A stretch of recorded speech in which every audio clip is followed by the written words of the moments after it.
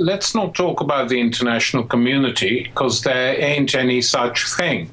What you have is a divided Security Council with Russia and China so far resisting attempts by the West to take Syria over. These attempts are continuing, and we are now seeing a pattern.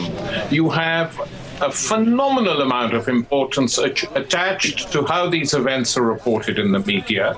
I have seen evidence now from journalists in the field, I trust, Charles Glass and others who've been there, who insist that atrocities carried out by the Syrian National Council and their organization supporters are creating mayhem in some areas, and they're deliberately carrying out these atrocities so that they can be blamed onto the regime. The regime does its own things, we know that, but these people are by no means on the side of the angels as they pretend. And a journalist on the Frankfurter Allgemeine Zeitung some weeks ago explained what had happened in the Hula massacre and was denounced. But we now have other reports coming from journalists. Charlie Skelton in The Guardian has written a very detailed text pointing out extremely ably as to who the people are, who we see on CNN, BBC, and who are promoted by the State Department and the British Foreign Office, who control these networks or influence them. Let's put it mildly.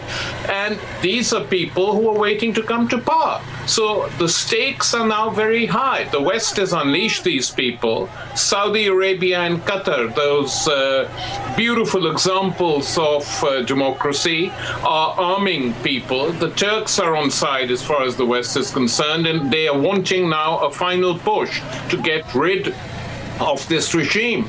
I've described this, from Iraq onwards as a process we're witnessing is a new form of recolonization of these countries. We've seen it in Iraq. We saw a very clever propaganda operation mounted in Libya, a country now which is a mess, and the impact of that was in Africa. Tariq, what can we expect from the UN then, do you think?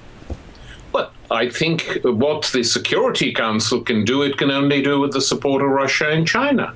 If they veto any one-sided sanctions, that would be positive. I mean, if we're going to have sanctions, why not impose armed sanctions now on these armed groups that are creating mayhem in that country? It is not only Assad. That has become very clear over the last few weeks. And one can't simply say that this is justified because of who they're fighting against. The Syrian National Council is the favored group of the Western countries. There are other oppositions on the ground in Syria, people I respect and trust who are not part of this outfit and who are equally concerned at what is going on. Many of the people who first rose against this regime in Syria have been sidelined, and we now have a very grim polarized situation in which the choices are limited. Either a Western-imposed regime composed of sundry Syrians who work for the Western intelligence agencies, let's be blunt about this, or the Assad regime.